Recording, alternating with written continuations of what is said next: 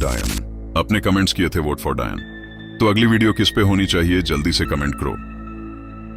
डायन। लोक कथाओं के अनुसार डायन कोई साधारण चीज नहीं होती, वह अंधेरी शक्तियों की पूजा से बनती है।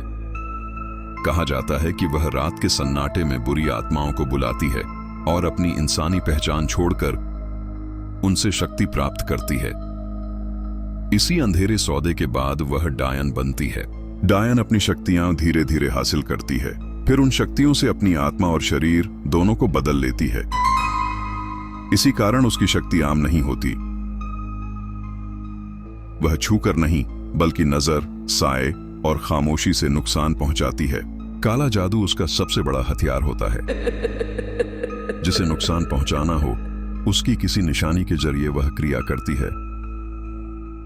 लेकिन डायन हमेशा किसी एक व्यक्ति को निशाना नहीं बनाती।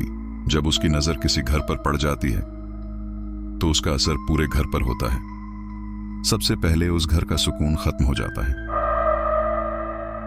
धीरे धीरे घर के लोगों के बीच झगड़े शुरू हो जाते हैं। गुस्सा, शक और नफरत बढ़ने लगती है। अपने ही रिश्तेदार दूर होने लगते हैं। घर के रिश्तों में दरार पड़ जाती है।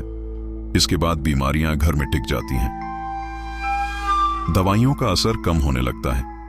ऐसा लगता है जैसे शरीर ही नहीं, किस्मत भी बीमार हो रही हो। घर की बरकत खत्म होने लगती है। काम बनते बनते बिगड़ जाते हैं। रात के समय घर का अंधेरा और भारी लगने लगता है, जैसे कोई चुपचाप सब कुछ देख रहा हो। लोक कथाओं में कहा जाता है कि डायन खुद सामने नहीं आती। उसकी मौजूदगी झगड़ों, बीमारियों और टूटते रिश्तों से पहचानी जाती है। इसलिए जब किसी घर में बिना वजह सब कुछ बिगड़ने लगे तो समझ लेना उस घर पर डायन की नजर पड़ चुकी है। और जहां उसकी नजर लग जाती है वह घर सिर्फ घर नहीं रहता, वह अपशकुन बन जाता है।